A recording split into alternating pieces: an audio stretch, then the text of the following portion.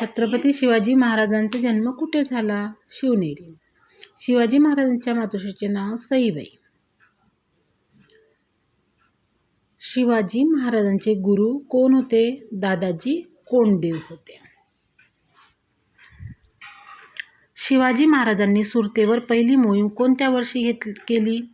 तर ती होती 1664 मध्ये.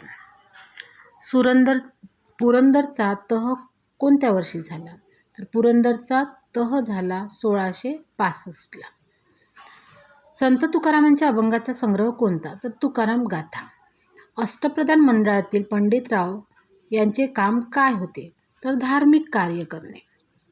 पावनखिंडीचे जुने नाव काय होते? तर घोडखिंड होते. शिवाजी महाराजांच्या राज्याभिषेकावेळी राजधानी कोणती होती? तर रायगड होती. संत ज्ञानेश्वरांनी कोणत्या वयात